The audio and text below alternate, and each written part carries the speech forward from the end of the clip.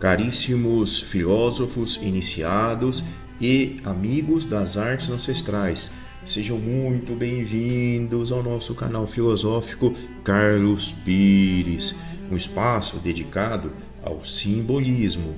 E hoje, na ordem do dia, vamos fazer alguns comentários sobre uma situação da vida prática dos maçons da maçonaria que diz respeito ao emblemático e famigerado abandono voluntário dos trabalhos maçônicos.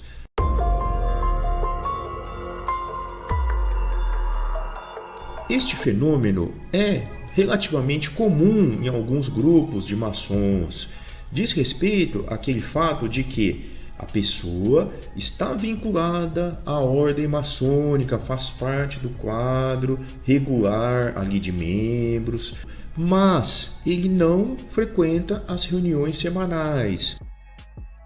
Meus caros, a pergunta-chave da ordem do dia que vamos aqui propor algumas reflexões e comentários, ela, como de costume, é tripla. Primeiro, quais as razões que levam o maçom a se afastar dos trabalhos semanais da entidade? Segundo, por que esses maçons, que são faltosos, recorrentes durante anos, décadas às vezes, não se desligam formalmente da maçonaria?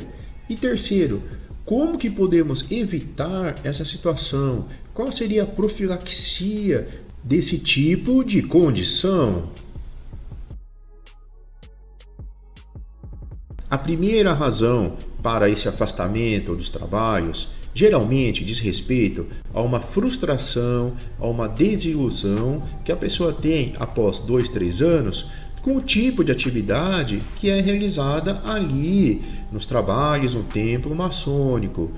O cidadão muitas vezes pensava, por exemplo, que a maçonaria teria um viés mais espiritualizado, mais religioso, todo mundo rezando ali, e realmente não é isso que ocorre. Ou senão, ele entrou ali para fazer muitas atividades filantrópicas, por exemplo, está ali para debater 2 horas por semana sobre eventos. Então, isso também nem sempre é uma realidade e a pessoa vai desanimando. O oposto também é válido. Pessoas que realmente estimam o estudo, o trabalho ali dentro da tradição iniciática, da gnose, do esoterismo, da questão mais humanística, naturalista, do iluminismo, chega ali em determinado grupo e só fica ouvindo o assunto de eventos filantrópicos, de festa, de movimentos. Não que isso seja errado ou indevido, isso é muito importante e relevante, mas não é o foco da ordem maçônica.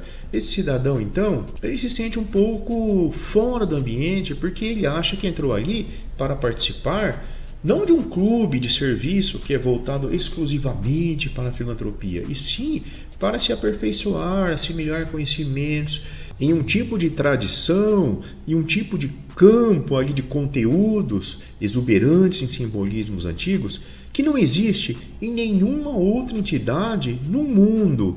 Em certos casos também houve algum desentendimento na vida profissional, na vida social, num clube ali fora na cidade, entre amigos que eram colegas de pesca, sociedades, parceiros de negócios, ou era um patrão e um funcionário, e houve ali, deu uma zebra na coisa, e a pessoa não vai mais na sessão maçônica porque vai encontrar exatamente aquela pessoa, o seu desafeto, sentadinho do seu lado.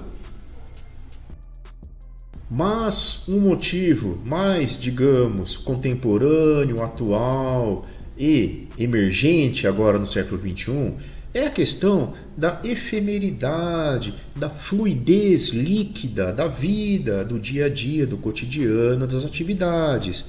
Quase ninguém aguenta mais ficar 2 horas sentado numa cadeira, ouvindo conversa, histórias, instruções, trabalhos. O pessoal está no ritmo mais fast food, videogame, celular, vídeos com mais de 10 minutos, poucas pessoas têm paciência para assistir. Neste momento, meu caro presente ou faltoso, é muito importante que você não se esqueça de se inscrever em nosso canal e de ativar o sininho de notificações. Obrigado! Agora, por que esses indivíduos que já não frequentam não pedem o desligamento formal da ordem maçônica? A primeira razão para não pedir o desligamento pode ser em um viés um pouco mais prático, objetivo, de interesse ali como empreendedor, digamos assim, como investimento a médio e longo prazo, um seguro, é que o cidadão pensa assim: eu estando vinculado lá com esse grupo, pode ser que eu consiga ainda alguma ajuda, um apoio, uma vantagem em alguma situação futura. Eu ainda vou ter laços em outras cidades, posso fazer um contato lá até no exterior às vezes, isso pode me beneficiar. Então, apesar de eu não estar nem aí para a atividade prática semanal do grupo maçônico, isso para mim não significa nada mais, ou nunca significou, eu quero estar vinculado sim, porque isso vai me ajudar, quem sabe, e não custa tanto assim no meu caso. Essa é a visão, digamos, um pouco mais objetiva, porém mais triste, lamentável e que deve ser, no caso, evitada, coibida e combatida pelo grupo maçônico no qual esse indivíduo faltoso está vinculado. Uma outra razão, agora um pouco mais teórica ou psicológica, digamos assim, é que as pessoas são sempre gregárias. Todos querem participar de grupos, de tribos, de comunidades, ter aquela sensação de pertencimento a algo, de poder usar uma roupa junto com os outros, um uniforme, uma capa escura, fazer parte de um rebanho, de uma matilha, grupo de fusca, motociclistas, colecionadores de orquídea, seja o que for. Isso dá um certo conforto, uma certa harmonia, equilíbrio psicoafetivo em relação às nossas incertezas da vida, aos medos. Estamos sempre caminhando ali na beira do abismo, num vale de sombras. Então, juntos somos mais fortes, aquele velho clichê. A gente suporta melhor as intempéries, os reveses da vida, estando ali ombro a ombro, lado a lado, com outras pessoas que têm algo em comum conosco. Para certas pessoas que são mais fragilizadas nesse quesito, que ainda estão no processo de individuação, não têm ainda uma maturidade, uma consciência de si mesmo, uma identidade bem consolidada, isso torna-se mais relevante, mais importante, fundamental até.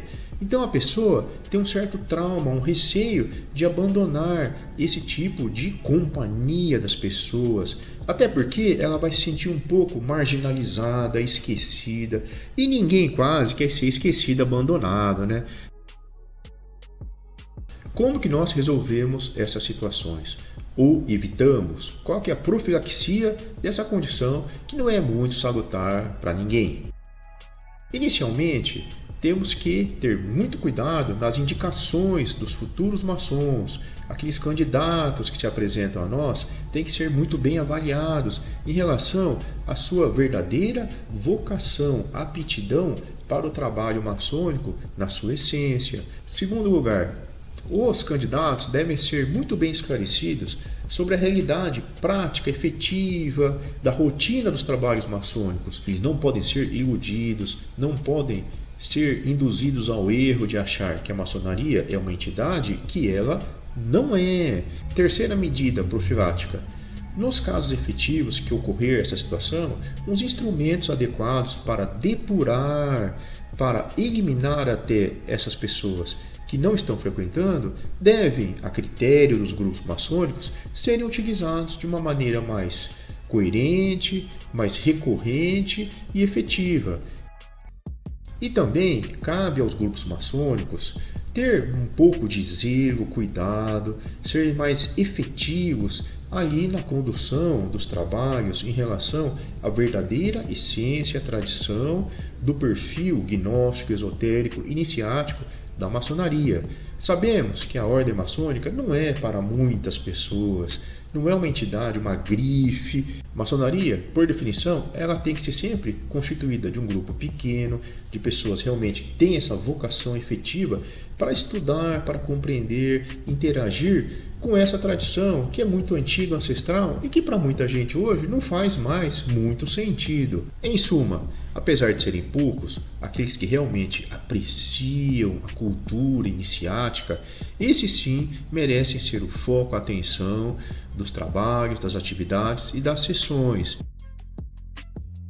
Esses que gostam mais de, por exemplo, outro tipo de temática voltada à filantropia, à questão espiritualizada, a assuntos sociais, políticos, esses também devem ter a nossa amizade, consideração, respeito, mas fora das colunas maçônicas, além do pórtico de entrada dos templos. Ali dentro, não. Desse modo, a situação numa vida futura, nas colunas, em alguns anos ou séculos, será um pouco mais equilibrada, profícua, feliz e iluminada pela verdadeira luz. Meus caros, frequentando ou não as reuniões, se candidatando ou não para entrar na maçonaria, não se esqueçam de se inscrever em nosso canal, de ativar também os sininhos de notificações. Muito obrigado, grande abraço!